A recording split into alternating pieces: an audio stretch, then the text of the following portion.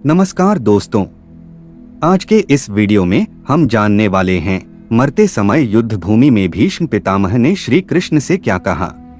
महाभारत युद्ध समाप्त हो चुका था। युद्ध भूमि में यत्र तत्र योद्धाओं के फटे वस्त्र, मुकुट, टूटे शस्त्र, टूटे रथों के चक्के, छत्र, युद्ध के अवशेष आदि बिखरे हुए थे। वायुमंडल में पसरी हुई थी घोर उदासी। गिद्ध, कुत्ते, सियारों की उदास और डरावनी आवाजों के बीच उस निर्जन हो चुकी उस भूमि में द्वापर का सबसे महान योद्धा देवव्रत भीष्म शरशया पर पड़ा सूर्य के उत्तरायण होने की प्रतीक्षा कर रहा था अकेला।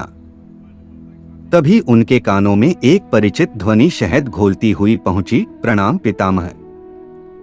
भीष्म के सूख चुके अधरों पर एक मरी हुई मुस्कुराहट तैर उठी। बोले, आओ देवकी नंदन, स्वागत है तुम्हारा। मैं बहुत देर से तुम्हारा ही स्मरण कर रहा था। कृष्ण बोले, क्या कहूं पितामह, अब तो यह भी नहीं पूछ सकता कि कैसे हैं आप। भीष्म चुप रहे। कुछ क्षण बाद बोले, पुत्र युधिष्ठिर का राज्याभिषेक करा चुके केशव, उनका ध्यान रखना। परिवार के बुजुर्गों से रिक्त हो चुके राजप्रासाद में उन्हें अब सबसे अधिक तुम्हारी ही आवश्यकता है। कृष्ण चुप रहे। भीष्म ने पुनः कहा, कुछ पूछूं केशव? बड़े अच्छे समय से आए हो। संभवतः धरा छोड़ने के पूर्व मेरे अनेक भ्रम समाप्त हो जाएं। कृष्ण बोले, कहिए न पितामह। एक बात बताओ प्रभु, तुम तो ईश्वर होन। कृष्ण ने बीच में ही टोका, नहीं पितामह, मैं ईश्वर नहीं, मैं तो आपका पौत्र हूं पितामह, ईश्वर नहीं। भीष्म उस घोर पीड़ा में भी ठठाके हंस पड़े। बोले, अपने जीवन का स्वयं कभी आकलन नहीं कर पाया कृष्ण, सो नहीं जानता कि अच्छा रहा या बुरा।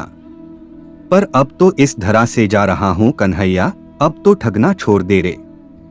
कृष्ण जाने क्यों भीष्म के पास सरक आए और उनका हाथ पकड़कर बोले, कहिए पितामह। भीष्म बोले, एक बात बताओ कन्हैया, इस युद्ध में जो हुआ वो ठीक था क्या? किसकी ओर से पितामह? पांडवों की ओर से। कौरवों के कृत्यों पर चर्चा का तो अब कोई अर्थ ही नहीं कन्हैया। पर क्या पांडवों की ओर से जो हुआ वो सही था? आचार्य द्रोण का वध, दुर्योधन की जंघा के नीचे प्रहार, दुःशासन की छाती का चीरा जाना, जयद्रथ के साथ हुआ छल, निहत्थे कर्ण का वध, सब ठीक था क्या? यह सब उचित था क्या? इसका उत्तर मैं कैसे दे सकता हूँ पितामह? इसका उत्तर तो उन्हें देना चाहिए जिन्होंने यह किया। उत्तर दें दुर्योधन का वध करने वाले भीम, उत्तर दें कर्ण और जयद्रथ का वध करने वाले अर्जुन। मैं तो इस युद्ध में कहीं था ही नहीं पितामह। अभी भी छलना नहीं छोड़ोगे कृष्ण? अरे विश्व भले कहता रहे कि महाभारत को अर्जुन और भीम ने जीता है, पर मैं जानता हूँ कन्हैया कि यह तुम्हारी और केवल तुम्हारी विजय है। मैं तो उत्तर तुम ही से पूछूंगा। कृष्ण, तो सुनिए पितामह, कुछ बुरा नहीं हुआ, कुछ अनैतिक नहीं हुआ, वही हुआ जो होना चाहिए था। यह तुम कह रहे हो केशव? मर्यादा पुरुषोत्तम राम का अवतार कृष्ण कह रहा है। यह क्षल तो किसी युग में हमारे सनातन संस्कारों का अंग नहीं रहा, फिर यह उचित कैसे हो गया? इतिहास से शिक्षा ली जाती है पितामह, पर निर्णय वर्तमान की परिस्थितियों के आधार पर ही लेना पड़ता है। हर युग अपने तर्कों और अपनी आवश्यकताओं के आधार पर अपना नायक चुनता है। राम त्रेता युग के नायक थे, मेरे भाग में द्वापर आया था। एक ही परिस्थिति में हम दोनों का निर्णय एक सा नहीं हो सकता पितामह। नहीं समझ पाया कृष्ण? तनिक समझाओ तो।